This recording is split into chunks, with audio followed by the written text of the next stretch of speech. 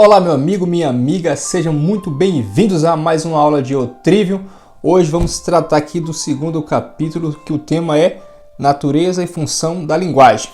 Hoje a gente nesta aula vai ficar apenas na função da linguagem e modos de comunicação. E a gente abre aqui, fazendo a leitura, onde a irmã Miriam afirma, relata: a função da linguagem é tripla: comunicar pensamento, volição e emoção. Então ela está dizendo que a função da linguagem são três: comunicar pensamento, volição, que é vontade ou ato, e emoção.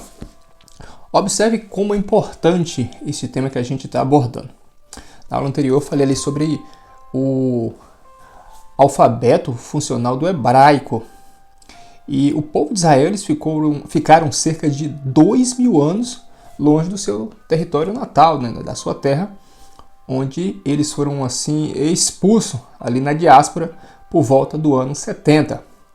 E durante quase 2.000 anos eles sobreviveram com sua cultura, com seus costumes e o mais importante, a língua. A linguagem foi um dos fatores determinantes para que aquele povo pudesse se reunir novamente ali no ano de 1948, onde o Estado de Israel se torna nação independente.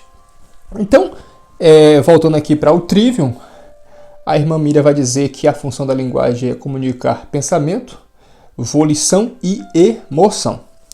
Então, o objeto de ação do homem sobre a natureza é, sem dúvida, a linguagem.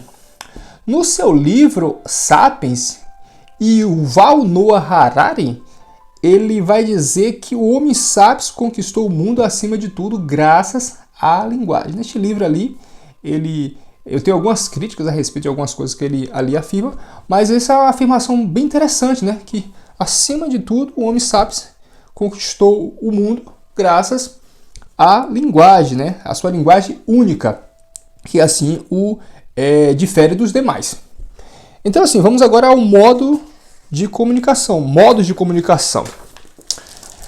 Vou ler aqui na parte do símbolo, página 38, para quem tem o livro em mãos, né?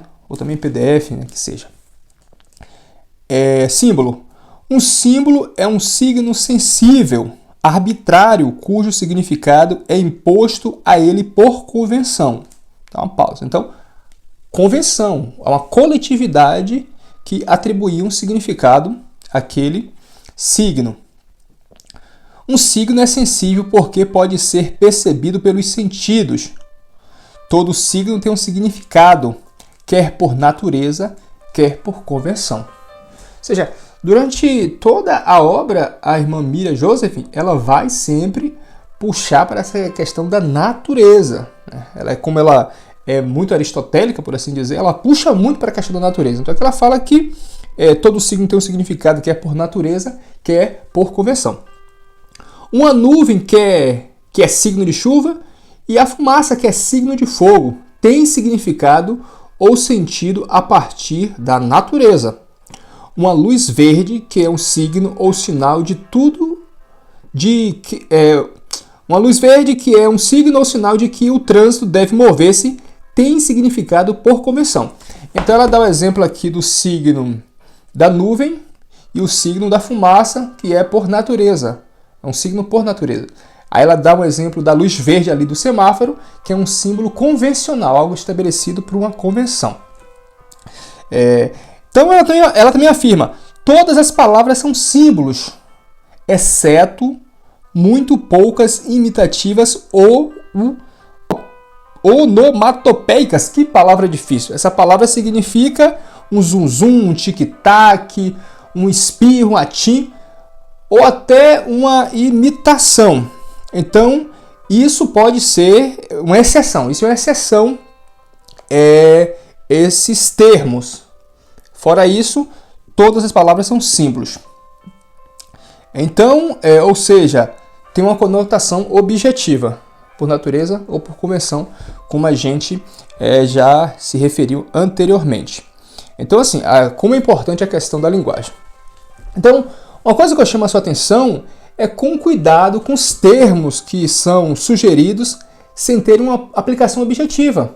As pessoas falam um termo, olha, até nesse tempo que a gente está vivendo, né, de você é isso, você é aquilo.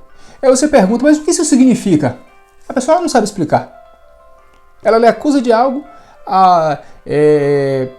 atribui a você algo, mas ela não sabe dizer a definição daquele termo na qual ela está atribuindo a você. Então, preste atenção muito a isso. Ou seja, ou não tem uma aplicação objetiva, ou criada ao bel prazer de um indivíduo a um grupo, que tem um intuito ali de se beneficiar daquilo. O nome disso, na época de Sócrates, era chamado de sofisma. Ou seja, Sócrates ele começa ali um pleito com os sofistas da sua época, que era da seguinte maneira: o sofista era como se fosse, assim, vamos dizer, advogados, juristas, né, só uma comparação, para você entender, no qual ganhava dinheiro fazendo sofisma, defendendo pessoas que queriam se livrar de uma condenação, de uma acusação. E essas pessoas, esses sofistas, eles ganhavam muito, mas muito dinheiro. Há uma conta que cada caso, um sofista ele poderia ganhar em torno de 200 mil reais, fazendo a comparação com a nossa moeda corrente aqui no Brasil. Então, assim, tome cuidado com essas pessoas que se comportam dessa forma, de ficar usando termos, jargões, palavras que não tem nenhum encontro na realidade. Você não consegue trazer uma explicação clara. E os sofistas, eles diziam que não tinha verdade absoluta. E o Sócrates combateu eles da seguinte forma: bom, se não tem verdade absoluta, você não pode afirmar que não existe verdade absoluta, que você está entrando em contradição. Então, foi a partir daí que o Sócrates ele começa a estabelecer o significado para as coisas. De forma acadêmica, de forma orgânica, é aí que surge a lógica, um dos princípios que é tratado aqui em Eutrível. Então, o Sócrates é, assim por dizer, o criador da lógica. Então, ele começa a trazer os conceitos. O que é a justiça?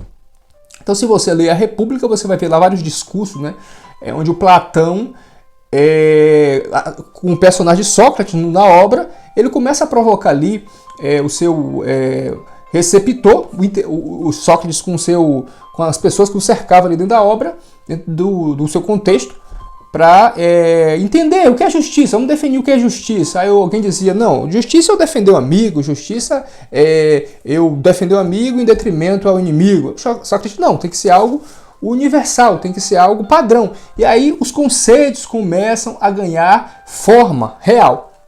Então, a gente tem que se atentar para isso, para a gente não ser confundido na questão da linguagem, dos termos que são assim utilizados no dia a dia.